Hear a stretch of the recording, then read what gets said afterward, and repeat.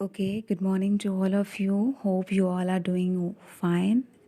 And next part है आप लोगों का last lesson. Seriously don't know how to greet on a YouTube channel. So without wasting any time, हम सीधे chapter start करते हैं.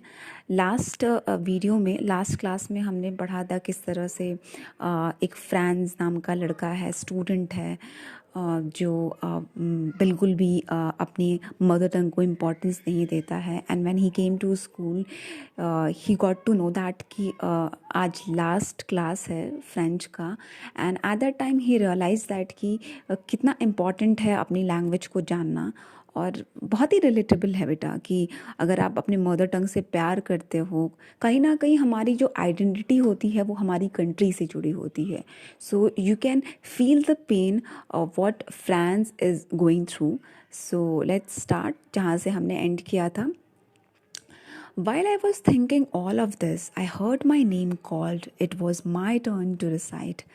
अब ये सारी चीज़ें जब वो फ्रेंड्स सोच रहा था, मतलब जो भी जितने भी पीछे लोग बैठे हुए हैं, या कैसा सीरियस सा माहौल है, या एम हैमिल किस तरह से ट्रीट कर रहे हैं, अचानक से उसे सुनने में आता है कि उसे कोई आवाज़ दे रहा है. डेफिनेटली एम हैमिल ही बोलते होंगे. It was my turn to recite. अब उसका टर्न था मेमोराइज जो करके वो आया है उसको बोलने का.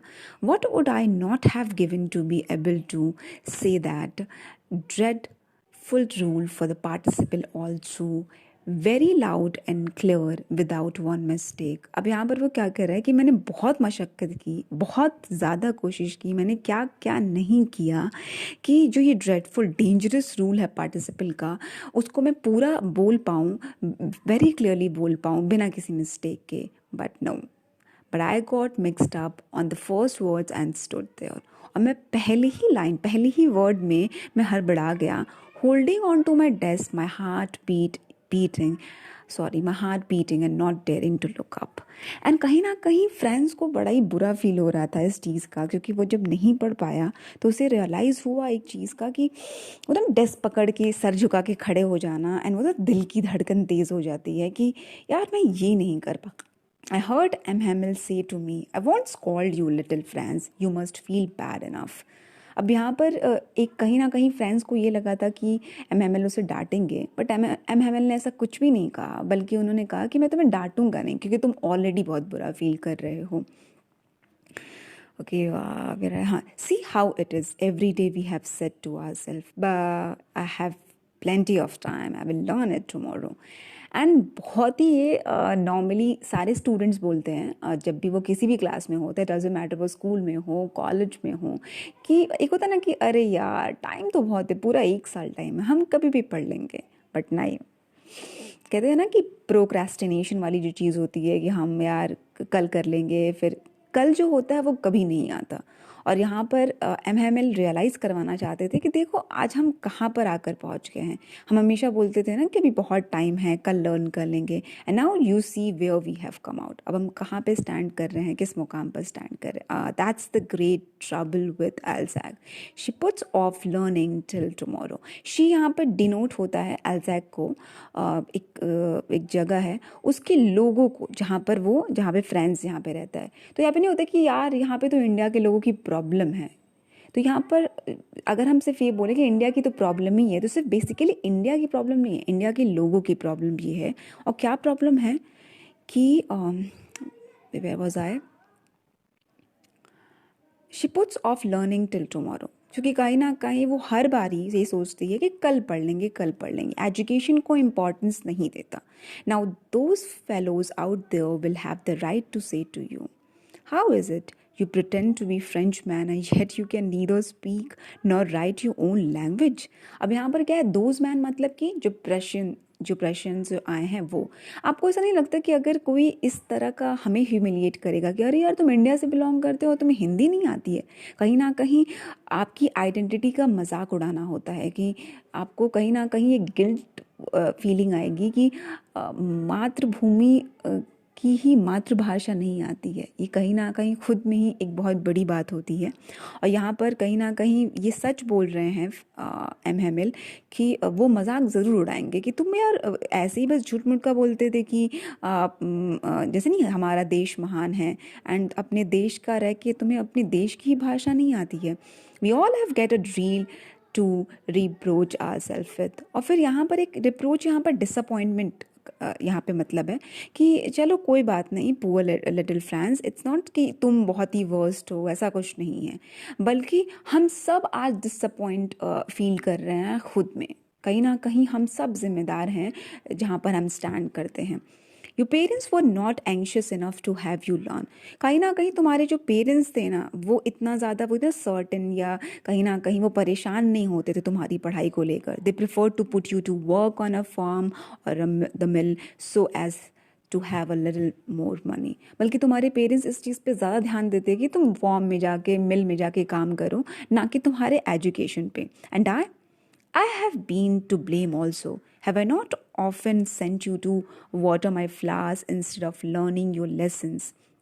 अब यहाँ पर एम हैमिल भी खुद को ब्लेम कर रहे हैं कि कहीं ना कहीं उनसे भी चूक हुई है कि जब तुम आते थे तो मैं तुम्हें कभी कभी नहीं बोल दिया करता था कि एक काम करो, अगर तुम्हें नहीं पढ़ना है तो तुम एक काम करो, मेरे फ्लावर्स को जाकर वाटर दे दो। या मैं क्या करता था कि and when I wanted to go fishing, और जब मुझे मछली मारने का मन करता था तो मैं तुम्हें छुट्टी दे दिया करता था। Then from one thing to another M Hamel went on to talk of the French language. और फिर एक की बात करते करते बातें वो फ्रेंच लैंग्वेज पर आ गए एंड फ्रेंच लैंग्वेज की इंपॉर्टेंस बताने लगे। बेटा आगे वाला लाइन बड़ा ही इंपॉर्टेंट है, जहाँ से पता चलता है कि स्पेशली एम हैमिल का क्या थॉट था फ्रेंच लैंग्वेज को लेकर। So saying that it was the most beautiful okay. यहाँ पर ये जो फ्रांस का ये मैप है इम्पॉर्टेंट नहीं है, ठीक है, वैसे भी आप देख सकते हो just for knowledge. It was most beautiful language in the world, सबसे ब्यूटिफुल लैंग्वेज है। यू नो वॉट, जब भी आपके कहीं ना कहीं आप बोलते हो ना कि Hindi is the most beautiful language, जब आप किसी से बहुत ज़्यादा कनेक्टेड फील करते हो तो आपके लिए उससे ज़्यादा अच्छी कोई चीज़ नहीं होती है। यहाँ पे एम हैमिल भी फ्रेंच लैंग्वेज से बहुत ही ज़्यादा कनेक्टेड थे, उन्हें लगता था कि उससे ब्यूटीफुल कोई लैंग्वेज नहीं है। द क्लियरेस्ट, सबसे एकदम होता है ना कि एकदम क्लीन लैंग्वेज जो है वो है the most logical, that we must guard it among us and never forget it.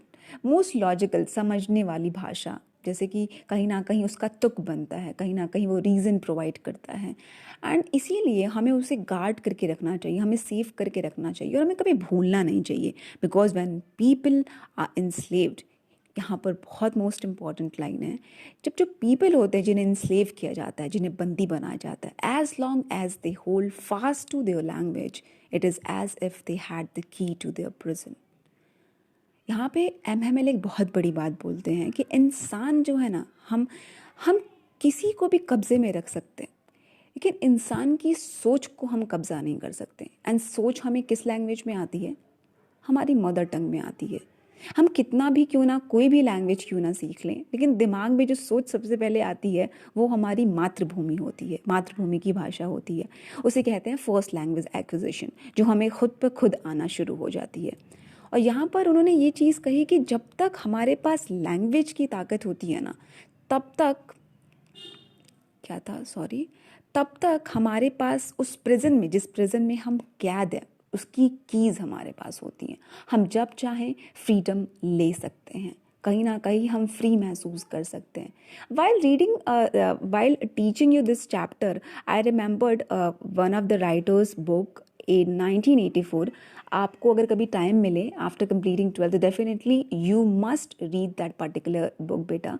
George ऑवेल ने लिखी है 1984, बहुत ही ब्रिलियंट बुक है, बहुत ही ब्रिलियंट नॉवल है, टोटलिटेरियन बेस्ड है। मैं बहुत ज़्यादा एक्सप्लेन नहीं करूँगी उस नॉवल को, क्योंकि अभी फोकस मेरा आपके सिलेबस पे है। बट डेफिनेटली जैसे मैंने बोला है कि हम हर वीकेंड पे कुछ ना कुछ हम कोई ना कोई टॉपिक डिस्कस ज़रूर करेंगे, तो मैं 1984 को डिस्कस ज़रूर करना चाहूँगी। And I am really looking forward कि जब मैं वो डिस्कस करूँ तो आई हैव सम सब्सक्राइबर्स जो जिनसे मैं बातें कर पाऊँ एंड उनके थॉट्स, उनके परसेप्शन जान जाऊँ। एक चीज़ हमेशा याद रखिएगा बच्चा कि there are 3 perspectives in literature. The first one is writer's perspective, उनका परसेप्शन, जो उन्होंने लिखा होगा पर्टिकुलरली पीस ऑफ आर्ट, तो उनका क्या परसेप्शन होगा। The second perception is a teacher perceptions, उनकी क्या सोच है कि एक्सपीरियंस बहुत मैटर करता है, तो वो अपने एक्सपीरियंस की बेसिस पे किस तरह से चीज़ों को समझ रहे हैं, उनका क्या अप्रोच है। And the last one is, जो अक्सर लोग गलत मानते हैं, is the perception of student. हमेशा मुझसे स्टूडेंट बोलते हैं कि मैम अगर हम खुद से कुछ लिखें तो क्या वो एग्जामिनेशन में गलत होगा। ट्रस्ट मी बच्चा, अगर कोर है, मतलब अब अगर हम महाभारत पढ़ रहे हैं तो आप रामायण लिख के नहीं आ सकते हो, बट सबकी थिंकिंग डिफरेंट हो सकती है राम जी के कैरेक्टर को लेकर। ठीक है, अगर आप रामायण में पढ़ा रही हूँ तो सभी एक अलग नज़रिए से राम जी को देख सकते हैं। ठीक है, रामायण जिसने लिखी वो अलग तरीके से देखेंगे, जिस टाइम पे राम जी रहते थे जो लोग पर्सनली उन्हें जानते थे वो अलग तरीके से देखेंगे, मैं अलग तरीके से देखूंगी, आप अलग तरीके से देखेंगे। परसेप्शंस कभी रॉन्ग नहीं होते, हाँ, लेकिन परसेप्शन हमेशा ही कोशिश होनी चाहिए कि पॉजिटिव परसेप्शन हो लोगों को लेकर या पर्टिकुलर टॉपिक को लेकर। तो अगर आप कुछ लिखते हो and I really if you really want me to read it, तो आप कमेंट बॉक्स में कमेंट कर सकते हो जो भी आप सोचते हो एम हैमिल के बारे में या फ्रेंड्स के बारे में। ओके, सो यहाँ पर लैंग्वेज की इंपॉर्टेंस को बताई गई है कि कितना इम्पॉर्टेंट है फ्रेंच लैंग्वेज एम हैमिल के लिए, एंड सिर्फ एम हैमिल के लिए नहीं बल्कि ऑल दोज पीपल जो एल्जेक में हैं, लॉरेन में हैं, जिनको अब रियलाइज़ हुआ है कि काश हमने ये चीज़ पढ़ी होती, काश हम अपनी लैंग्वेज पढ़ी होती। Then he opened a grammar and read us our lesson. I was amazed to see how well I understood it. And यहाँ पर आपको पता है, जब आपको पता होता है कि कोई चीज़ जाने वाली है, आपका प्यार बहुत ज़्यादा बढ़ जाता है।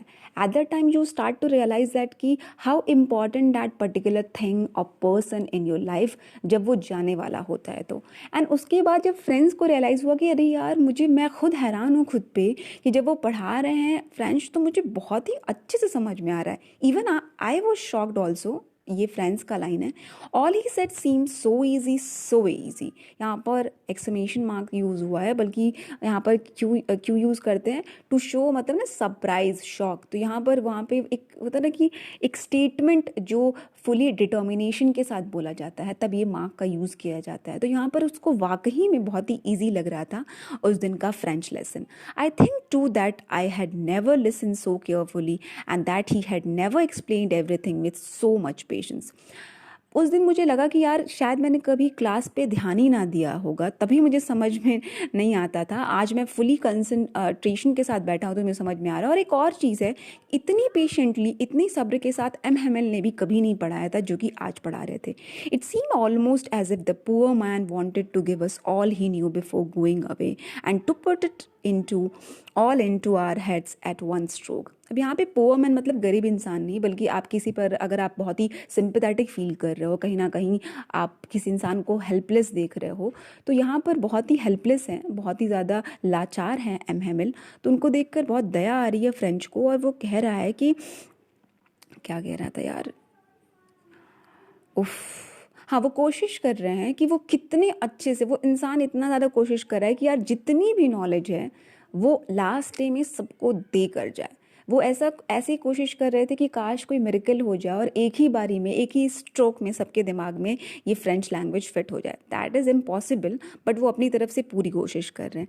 After the grammar we had a lesson in writing. That day M Hamel had new copies for us written in a beautiful round hand, France Alsace. और उस दिन जब ग्रामर कंप्लीट हो गया तो उनके पास राइटिंग के लिए हम सब के लिए उन्होंने कॉपीज़ लेकर आई थी, और हर कॉपीज़ पे फ्लैग्स बने हुए थे बहुत ही ब्यूटीफुली राउंडेड शेप में। They look like little flags floating everywhere in the school room. और ऐसा लग रहा था, ऐसी तो कि अब एक बहुत ही एक पैट्रियाटिक वाली फीलिंग सबको आती होगी कि कहीं ना कहीं एक लैंग्वेज जा रही है। लैंग्वेज का जाना मतलब कि आप कहीं ना कहीं डिसकनेक्टेड फील करते हो अपनी कंट्री से। You should proud of your self that ना कि आपको आपकी लैंग्वेज आती है। आई नो कि बहुत सारी चीज़ें हैं, मैं बहुत सारे लोगों को देखती हूँ कि अगर कोई इंसान टैलेंटेड है and he is not good with English language, तो उसे बड़ा ही तुच्छ नज़रिए से देखा जाता है। And someone opposite of him, अगर कोई इंसान बहुत ही कम नॉलेज का है but he has a good communication skill, तो हम कहीं ना कहीं उसकी बातों को सुनना ज़्यादा पसंद करते हैं।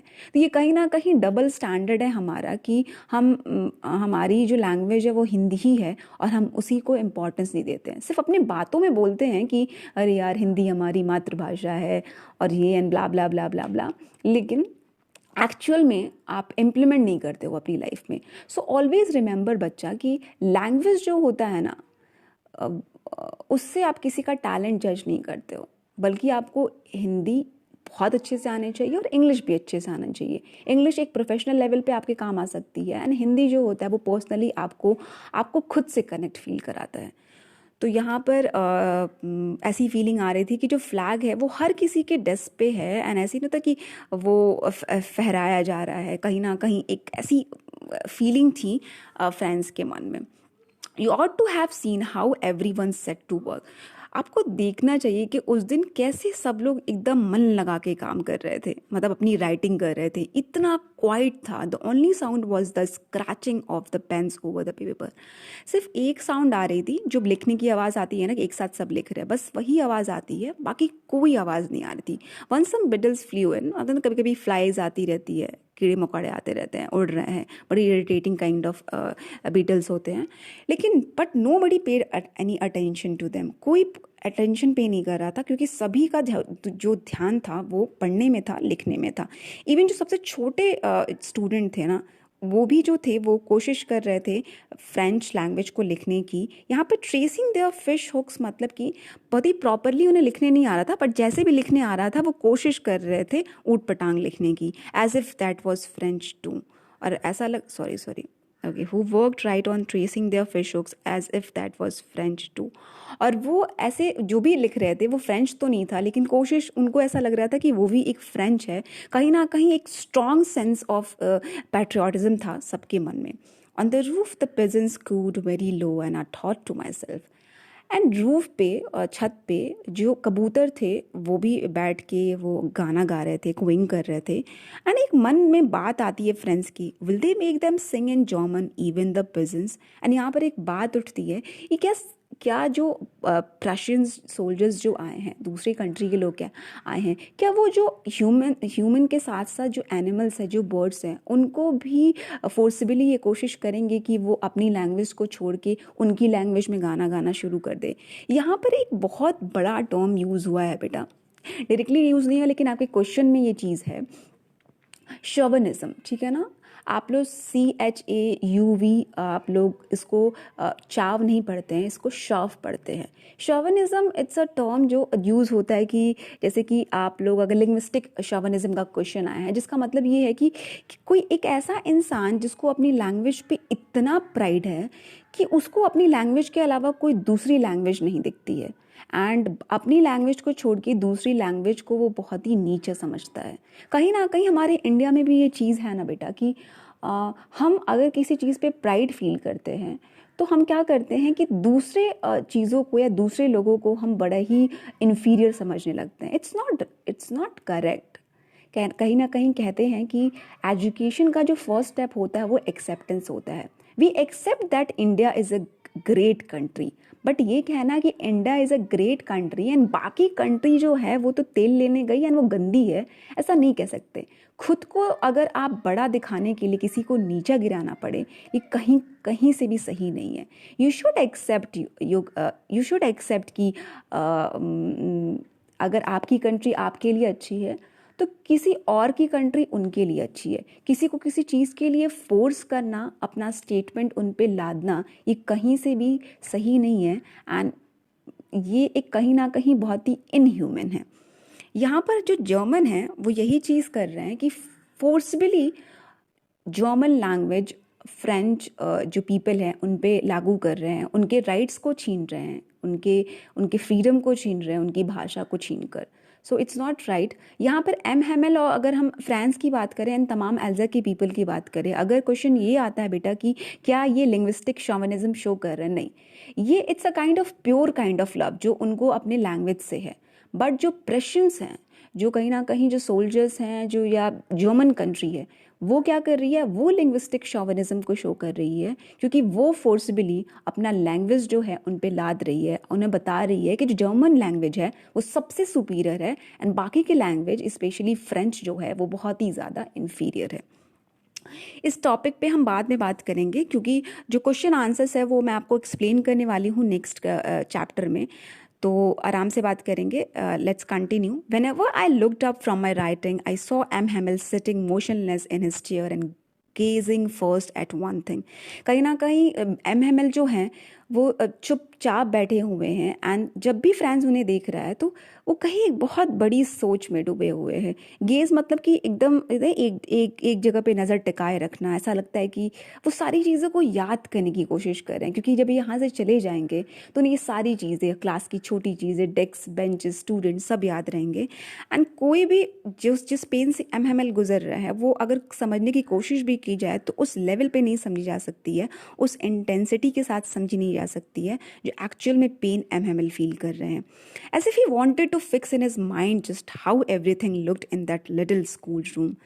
मैंने पहले भी बताया कि किस तरह से वो सब कुछ याद रखना चाहते थे जाने से पहले। फैंसी, यहाँ पे फैंसी मतलब होता है कि शॉकिंग, मतलब हैरानी वाली बात है यार। यहाँ पे भी एक्सक्लेमेशन मार्क यूज़ हुआ है, जहाँ पर स्टेटमेंट डिटर्मिनेशन के साथ बोला जा रहा है कि बड़ी सरप्राइज की बात है यार।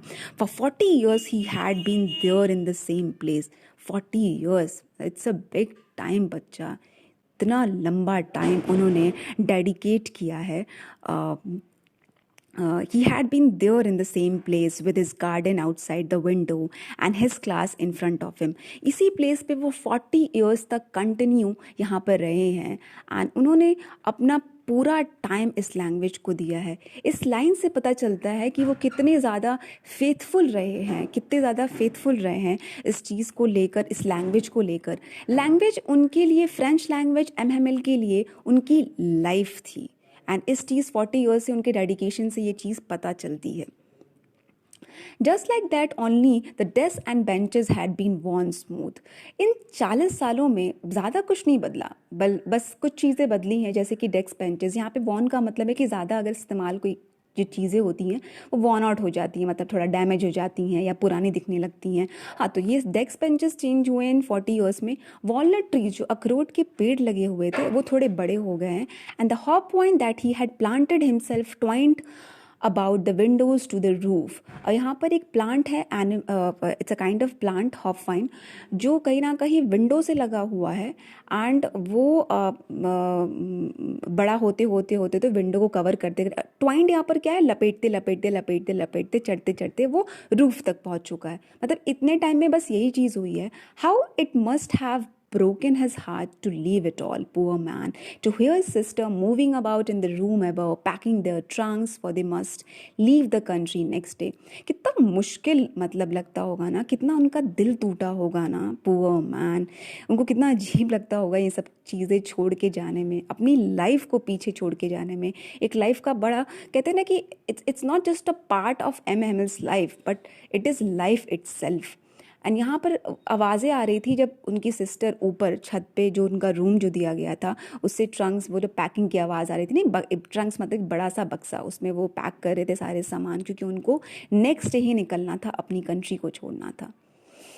ओह गॉड, मतलब it's a kind of emotional kind of thing कि अगर 40 years, it's been so long कि उन्होंने इतने टाइम दिए हैं, 40 years, but he had the courage to hear every lesson to very fast. बट इतने सब चीज़ों के बावजूद भी उनके अंदर इतनी हिम्मत थी कि वो करेज के साथ हमें लास्ट लेसन पढ़ाना चाह रहे थे, एंड वो भी इतनी डेडिकेशन के साथ। After the writing we had a lesson in history and then the babies chanted their ba be bi bo bu. I seriously don't know कैसे ये अल्फ़ाबेट्स है बेसिकली फ्रेंच लैंग्वेज के, एंड किस तरह से एक हिस्ट्री रही है, किस तरह उन्होंने हिस्ट्री क्लास में अब स्टार्ट किया बेबीज़। अब बेबीज़ मतलब क्या, जहाँ पर पुराने जो विलेज के लोग थे वो भी बेबीज थे, क्योंकि उन्हें भी फ्रेंच लैंग्वेज का कुछ नहीं आता था, तो सभी अल्फ़ाबेट्स को चैंट करना शुरू कर दिए. Down there at the back of the room, old Hauser had put on his spectacles and holding his primer in both hands, spelled the letter with them. और जब मैं पीछे देखता हूँ तो पीछे हॉजर, यहाँ पर finally I got to know the meaning of hawser. जैसे नहीं हमारे में टाइटल्स दिए जाते हैं, अरे मिश्रा जी, अरे पांडे जी, तो ये एक टाइटल है, एक बड़ा टाइटल है, तो वहाँ पर ऐसे डिनोट किया जाता है. तो पीछे बैठे हुए थे और किस तरह से वो भी प्राइमर, ग्रामर की बेसिक्स बुक लेकर अपना स्पेक्टिकल्स पहनकर वो पढ़ रहे थे. Spell the letter with them, you could see that he too was crying, his voice trembled with emotions, and it was so funny to hear him that we all wanted to laugh and cry. Ah, how well I remember it, that last lesson. And जिस तरह से वो पढ़ रहे थे, इतना strong emotion था कि वो पढ़ते पढ़ते उनकी आवाज़ काँपने, ट्रैम्बलिंग मतलब कि काँपना, मतलब अनइंटेंशनली अगर आपकी आवाज़ काँप रही है, आप कोशिश भी कर रहे हो तो इमोशंस के साथ काँप रही है. थोड़ा फ़नी था देखकर, मतलब फ़नी था, लेकिन वो जिस इमोशन से गुजर रहे थे उनको देखकर रोना भी आ रहा था. सो अब यहाँ पे क्या कहता है कि how well I remember it, मतलब मुझे कितना बेसिकली, एक होता है ना कि डिक्टो वो दिन याद है फ्रेंड्स को, मतलब स्टेप बाय स्टेप ये लास्ट लेसन हमेशा याद रहेगा फ्रेंड्स को, इसीलिए वो इतनी अच्छे से स्टोरी बता पा रहा है line by line. All at once the church clock struck 12.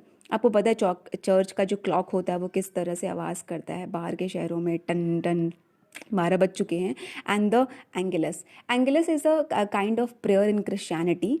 जो टाइम हो गया है तो कहीं ना कहीं उन्हें याद दिला जाता है कि 12 बजे का प्रेयर है. तो ये at the same moment the trumpets of the Prussians returning from the drill sounded under our windows. And उसी टाइम पे जो ट्रम्पेट्स ना भोपू बजाए जाते हैं, स्पेशली आर्मी एंड प्रैक्टिस वक्टिस के टाइम पर, तो जो प्रशियंस सोल्जर्स जो ड्रिल कर रहे थे, प्रैक्टिस कर रहे थे, वो फाइनली रिटर्न हो रहे थे अपने घर की तरफ. एंड जस्ट विंडो जो थी हमारे क्लास की उसके नीचे से वो दिख रहे थे एंड वो वापस लौट रहे थे. M Hamel stood up very pale in his chair, I never saw him so tall. And M Hamel finally खड़े होते अपने चेयर से, क्योंकि फाइनली जो क्लास थी वो एंड होने वाली थी. बहुत ही उनका चेहरा पेल दिख रहा था, ऐसा लग रहा था कि जान ही चली गई है उनकी अंदर से. उनको रियलाइज़ हुआ कि फाइनली उनकी कंट्री उनकी नहीं रही. एंड उस टाइम पे फ्रेंड्स को यहाँ पे सो टॉल, अक्सर वो लोग बोलते हैं कि बड़े लंबे दिख रहे थे, नहीं नहीं, इसकी एक हिडन मीनिंग ये है. यहाँ पे सो टॉल जो है वो डिनोट कर रहा है कि कहीं ना कहीं एक रिस्पेक्ट फ्रेंड्स के मन में जो थी एम हेमिल के लिए वो और भी ज़्यादा बढ़ गई थी. पहले कभी ऐसा नहीं लगा था फ्रेंड्स को, लेकिन आज फ्रेंड्स को रियलाइज़ हो रहा था कि वो कितने ज़्यादा रिस्पेक्टफुल हैं. All at once, sorry my friends, now he try to speak, but कहते हैं ना कि जब इमोशंस बहुत ज़्यादा होता है तो आप चोक करने लगते हैं, ऐसा लगता है कि आपकी सांसें, आपके वर्ड्स कहीं ना कहीं गले में आके फंस गए. उन्होंने कोशिश की, I but something choked him and he could not go on. मतलब it's a intensity, come on यार. मतलब यू कैन इमेजिन कि अगर हमारे साथ अगर कभी ऑल ऑफ अ सडन हुआ, हमने ये चीज़ें फील नहीं की है, but at some point of time Indian people, जो इंडियंस हैं, उन्होंने ये चीज़ फील की है. जब ब्रिट्स का इन्वेजन हुआ था या मुगल्स का इन्वेजन हुआ, तो किसी भी टाइम का, स्पेशली हम ब्रिट्स के इन्वेजन की बात करें जो 200 ईयर्स तक हमें एक्सप्लॉइट किए थे. Okay, then he turn to the blackboard. अब वो टर्न करते हैं, बैक साइड के उनका स्टूडेंट की तरफ रहता है, वो चौक लेते हैं, bearing with all his might, और पूरी हिम्मत, जितनी हिम्मत बची थी उनके अंदर, वो जितने बड़ा लिख सकते थे उन्होंने बड़ा सा लिख कर एक स्टेटमेंट लिखा, जिसको फ्रेंच लैंग्वेज में पढ़ा जाता है, vive la France, long live France. हम कहते हैं ना कि हमारा भारत अमर रहे. सिमिलरली सभी पैट्रियाटिक होते हैं अपनी कंट्री के towards, and this is something, okay, goosebumps kind of thing. Then he stopped and just imagine, because literature is all about at some point of time is imagination. आप imagine करो, teacher खड़े हैं and black board पे पता ना wall होती है, वहाँ पे अपना सर ऐसे रख दिया, क्योंकि उनकी हिम्मत नहीं है कि वो टर्न करके स्टूडेंट्स को देख पाए और अलविदा कह पाएँ, तो उन्होंने अपना सर रखा. एंड आई थिंक कि he stopped himself, tried to stop himself from crying, and उन्होंने हाथ से जेस्चर किया, इशारा किया, school is dismissed, you may go. God, this is the last lesson.